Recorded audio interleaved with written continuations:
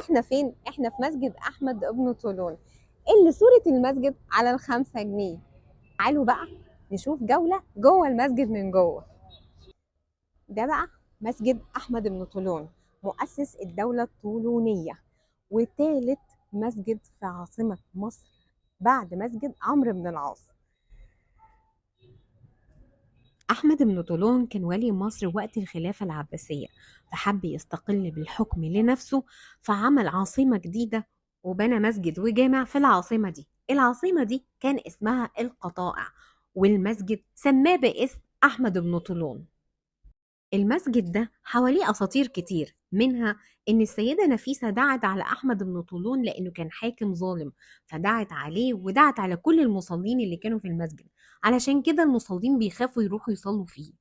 الأسطورة دي مش الأقرب للحقيقة، لأن أحمد بن طولون اتولد في بغداد وجه مصر بعد وفاة السيدة نفيسة ب46 سنة. الرواية التانية والأقرب إلى الحقيقة، ناس كتير استغربت إزاي المسجد يكون كبير كده واتبنى بأعمدة غالية جدا، يعني معنى كده إنه جاي من مال حرام. فالناس قالوا إحنا مش هنصلي في مسجد مبني من مال حرام. ولما جمعهم أحمد بن طولون قال لهم إنه كان في الصحراء والفرسة غرزت، وتحت رجل الفرسة لقى كنز بنى منه المسجد والمستشفى والمدرسة بتاعته. روايات كتير اختلفت في بناء مسجد أحمد بن طولون، ولكن دلوقتي الناس بتصلي عادي فيه. ودلوقتي احنا في طريقنا ان احنا ندخل المسجد من جوه علشان نشوف جمال العمارة اللي اتبنى بيها المسجد في عهد أحمد بن طولون.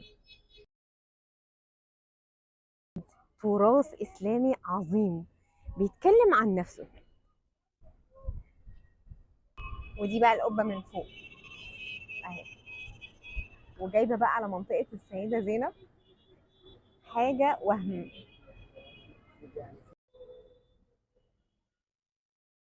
عارفين بقى مسجد أحمد بن طولون ده بيتكلم عن روائع الفن الإسلامي العظيم كلنا بنشهده. وفعلا أنا بجد أنصحكم تتفرجوا على جمال التراث المملوكي العظيم ده. مجهود يا جماعة عشان تطلعوا للمأذنة، بس هي تستاهل، تستاهل المشقة عشان نوصل للجمال اللي احنا هنشوفه دلوقتي. احنا أخيرا وصلنا المأذنة، وزي ما انتم شايفين كده أنا خايفة بصراحة يا جماعة. كل ما بقرب من ناحية السور زي ما انتم شايفين كده ممكن تلاقوني تحت.